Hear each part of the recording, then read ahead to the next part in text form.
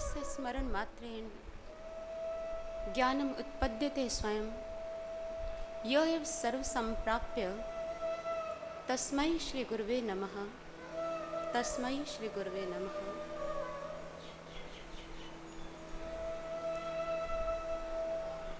परम महिमामय पावन पुनीत श्री गुरु महाराज जी के दिव्य सामीप्य के अभिलाषियों, आप जानते हैं उत्सव धर्मिता भारतीय संस्कृति का सनातन संस्कार रहा है। रस का सामूहिक गान इन्हीं पर्वों में समाहित होता है और इन्हीं पर्वों में से जीवन की महत गरिमा से मंडित व आत्मा उद्धार का प्रतीक एक पर्व गुरु पूर्णिमा पर्व, जो समस्त पर्वों की मुकुटमणि बनकर आज तक मानव जाति का पथ प्रशस्त कर रहा है। इस पर्व का बाह्य कलेवर भले ही सामाजिक रूप में ढलता है, लेकिन इसके प्राण आध्यात्मिकता में बसते हैं। यह पर्व सद्गुरु की पूर्णता की अनुभूति से तो जुड़ा ही हुआ है, लेकिन इस दिन शिष्य का शिष्यत्व भी मुखरित होता है। इसलिए किसी ने बहुत सुंदर कहा, गुरु पूर्णिमा पर्व नहीं केवल गुरु गुणगान का, यह है पावन पर्व समर्पण का, शिष्यत्व के प्रमाण का। शिष्य समर्पण जब करता है आह्लाद गुरु को मिलता है। शिष्य के जीवन का अंकुर समय आने पर खिलता है। गुरु का दर्द बना करता है दर्द शिष्य के प्राण का। गुरु पूर्णिमा पर्व नहीं केवल गुरु गुणगान का, यह है पावन पर्व समर्पण का, शिष्यत्व के प्रमाण का। ये वो पर्व है जिस दिन एक शिष्य को अपना शिष्यत्व प्रमाणित करने का अवसर मिलता है। अपने भावों को अपनी अंजलि में लेकर गुरु के चरणों में अर्पित करने का एक अवसर प्राप्त होता है। जब शिष्य के जीवन में पूर्ण व सशक्त गुरु का पदार्पण होता है, उसकी जड़ता चैतन्यता में बदल जाती है। उसकी आकृति तो वही रहती है, लेकिन उसकी प्रकृति में भारी अंतर आ जाता है। दिल में भक्ति की गंगा प्रवाहित होने लगती है। मन में संवेदनाओं के तूफान उमड़ते हैं और बुद्धि में विवेक का पक्षी अपने पंख फैलाने लगता है। शिष्य की भावमयी चेतना के मनोद्यान का कण कण पराग अपने गुरु के प्रति श्रद्धा अर्पित करता है और उसके प्रेम की सौरभ तरंगावली इन शब्दों को जन्म देती हुई यही कहती है कि हे गुरुदेव, तू मुझे मिल गया है, तो मानो मुझे सर्वे सर्वा मिल गया। ज्ञान की शलाका से अंजन तूने आंचा है, पहुंचना था जहां मैंने वो मंजर तूने जांचा है। सोचा था राह कठिन है, मुश्किल है तुझको पाना, जब से तू मिला है हाथों में है खजाना। तेरे साथ चलते चलते निर्भय हो गया हूं, कोई रही ना तमन्ना साहिल पे आ गया हूं। तेरा कर्जदार हूं मैं, ऋण हो ना पाऊं, तेरे प्यार का ये नाता हर जन्म में निभाऊं। वो प्रत्येक जन्म में ऐसे ही गुरु का सानिध्य चाहता है। और जब शिष्य को पूर्ण व सशक्त गुरु का सानिध्य मिलता है और गुरु जब ऐसे शिष्यों को अपनी शरण प्रदान करता है, तो उस समय उसके जीवन में निर्भयता का संचार कर देता है। उसकी सुप्त चेतना को जागृत करता है।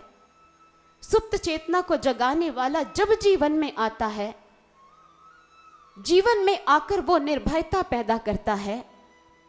मनोद्यान में खिलते पुष्प फिर पवन झकोरे संग डोले, उसकी रहमत की वर्षा में पत्ते झरझर झर बोले। प्रीत तुम्हें से हो जिसकी, वही जीवन का सार है, जिसका कोई नहीं जग में, सतगुरु उसका आधार है। गुरु निराधार जीवन को एक आधार प्रदान करता है, सुप्त भाग्य को जागृत करता है।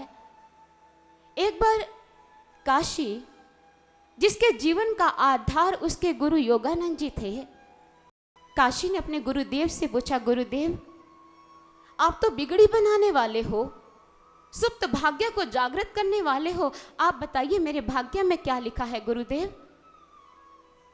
गुरुदेव ने मौन साध लिया। शिष्य ने चरण पकड़े और फिर आग्रह किया, गुरुदेव बताइए ना, मेरे भाग्य में क्या लिखा है। और सहसा भविष्य का उद्घाटन करते हुए गुरुदेव के मुख से ये वचन निकले, तुम्हारी शीघ्र मृत्यु होने वाली है। काशी ने कहा, गुरुदेव अगर मेरी मृत्यु हो गई और मृत्यु के पश्चात मुझे पुनः जन्म मिला तो मुझे स्वीकार कर लोगे? मुझे संसार की भीड़ में से ढूंढकर अपने श्री चरणों में ले आओगे गुरुदेव? बताइए गुरुदेव, आपको वास्ता है उन लम्हों का जो आपने मुझे दिए हैं? आपको वास्ता है उन घड़ियों का जो आपने मुझे प्रदान की है? आपको वास्ता है उन पवित्र उद्गारों का जो मैंने कभी आपके समक्ष एकांत में व्यक्त किए हैं? बताइए गुरुदेव, मृत्यु के बाद अगर पुनः जन्म मिला तो आपके श्री चरणों का आश्रय पुनः मिल पाएगा? गुरुदेव ने कहा, अगर ईश्वर ने चाहा तो ऐसा अवश्य होगा। काशी ने कहा, नहीं गुरुदेव, मैं आपके अतिरिक्त किसी अन्य ईश्वर को नहीं जानता हूं। हर तरह की नैतिक और आध्यात्मिक शिक्षा मैंने आपसे प्राप्त की है।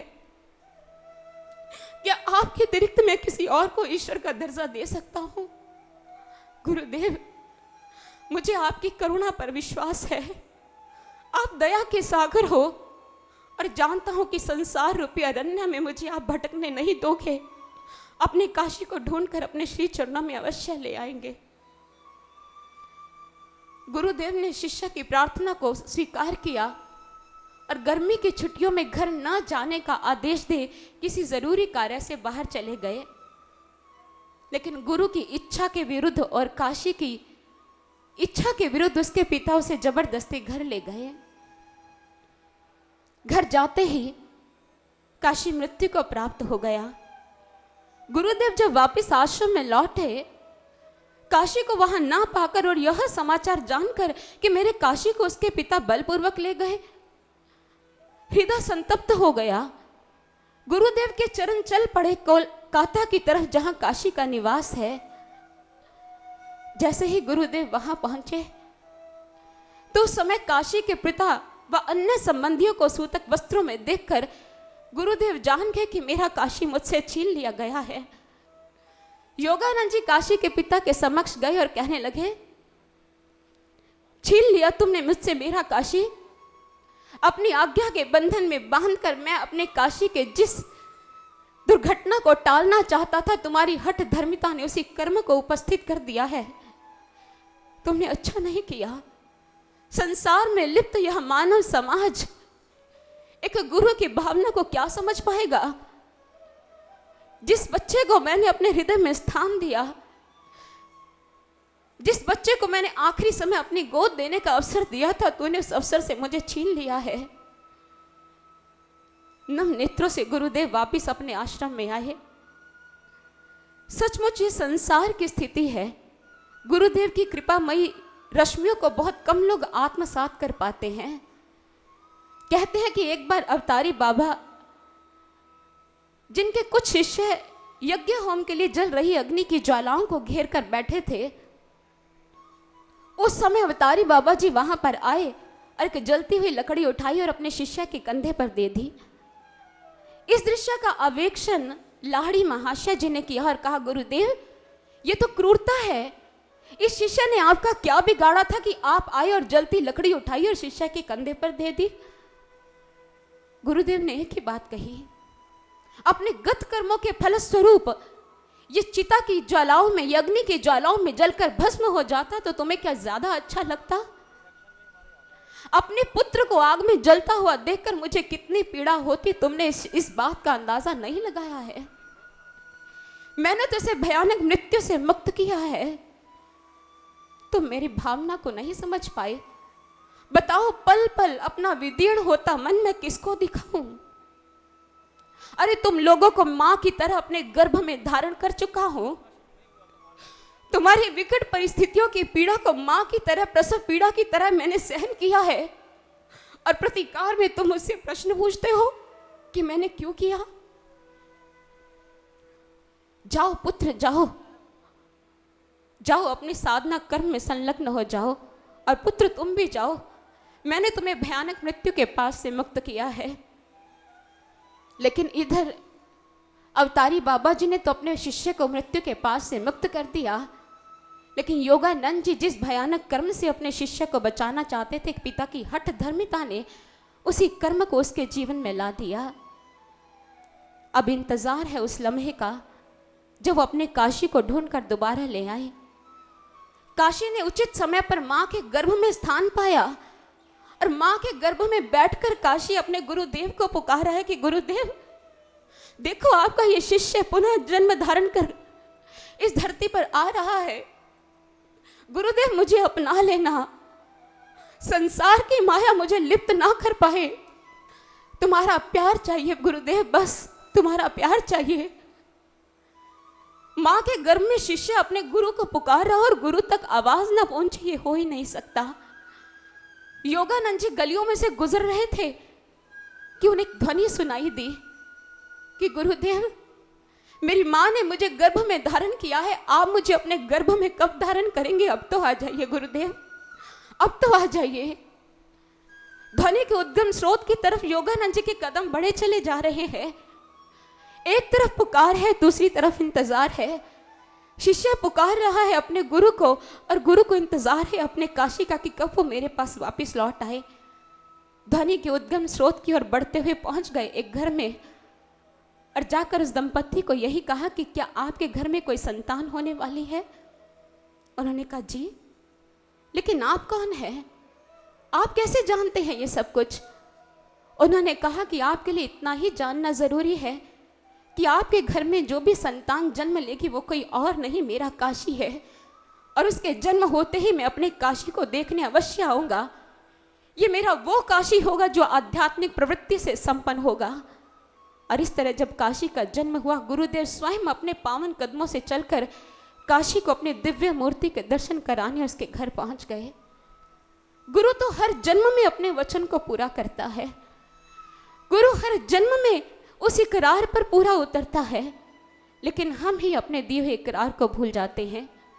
गुरु शिष्य के दर्द को अपना दर्द समझता है, लेकिन हमने कभी उसके भीतर पनप उद्गारों को समझने का प्रयास नहीं किया। कहते हैं कि बच्चा जब ज्वर से ग्रसित होता है तो उसे नींद नहीं आती। क्यों? क्योंकि पीड़ा के कारण उसे नींद नहीं आ रही है। बच्चा पीड़ित है इसलिए वो सो नहीं रहा, लेकिन उस बच्चे की मां को भी नींद क्यों नहीं आ रही? क्योंकि जो बुखार बच्चे के शरीर को चढ़ा हुआ है वही बुखार बच्चे की मां के मन को चढ़ गया है। बच्चे के शरीर का दर्द मां के मन का दर्द बन चुका है। ऐसा ही संबंध गुरु का शिष्य के साथ होता है।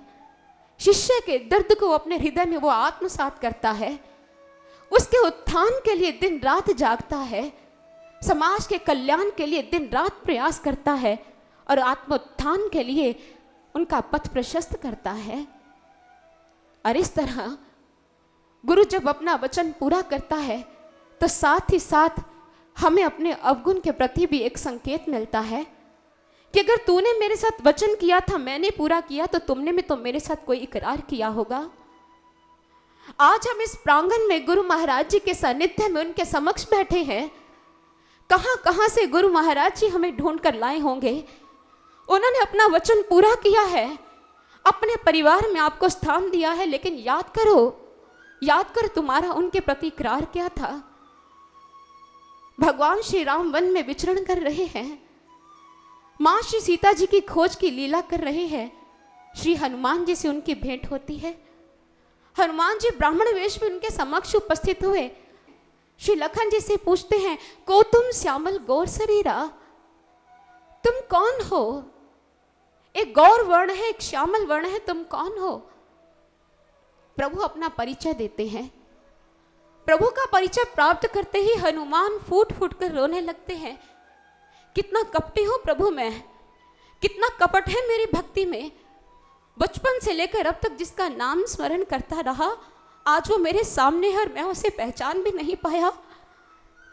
गुरुदेव उसे ऊपर उठाते हैं, अरे नहीं हनुमान, तू तो मुझे लक्ष्मण से भी ज्यादा प्रिय है। प्रभु ने ऐसा क्यों कहा? क्योंकि वो उसके पिछले संबंधों को जागृत कर रहे हैं। अभी हनुमान जी ने अपने प्रभु श्री राम जी के लिए कोई कार्य संपन्न नहीं किया, लेकिन उन्हें एक पदवी दी, तो लक्ष्मण से भी ज्यादा प्रिय है। वो पिछले संबंध को जागृत कर रहे हैं कि मात्र इस जन्म का तेरे मेरे साथ संबंध नहीं है, हमारा संबंध तो शाश्वत है और युगों युगों से चलता आ रहा है। इसीलिए जरूरत है कि हम भी अपने गुरु के समक्ष की हुई इकरार को याद करें। कभी इकरार किया था मिटने का, अपने जीवन उसके लक्ष्य के लिए कुर्बान करने का, समय का अभाव है, इसलिए मात्र अपने चंद विचार पद्यात्मक रूप से हम गुरु महाराज जी के समक्ष अवश्य रखेंगे कि गुरु महाराज जी हमें इतनी शक्ति देना कि हमेशा इस इकरार को याद रखें कि जब भी तुम पुकारो हम दौड़े चले आए। सिर देने की बात हो तो सबसे प्रथम उस पंक्ति में हमारा ही नाम हो। प्रभु अपने पर विश्वास नहीं है, लेकिन तेरी रहमत पर भरोसा अवश्य है। वंदन है ये गुरु चरणों में, हमें साथ साथ चला लेना। संकल्प से गर हम गिर जाएं तो हाथ दे उठा देना। बेदागदार रखना कहीं दाग लग ना पाए, कर्मों की यह कहानी हमें फिर से ना रुलाए। अश्रु कभी जो छलके चरणों में इसे पनाह देना। वंदन है ये श्री चरणों में, हमें साथ साथ चला लेना। भरोसा तेरी रहमत का नहीं, अपने पर विश्वास है। तेरी करुणा के साए में चलती हर एक श्वास है। सत्य मार्ग से कभी जो फिसले बन मात पिता अपना लेना।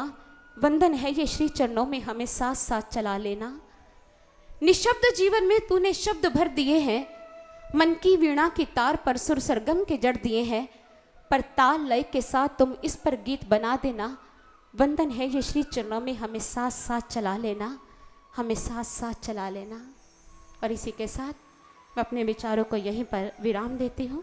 बोलिए श्री कृष्ण बलदेव की, श्री अवर रामचंद्र महाराज जी की, सर्व श्री आशुतोष महाराज जी की।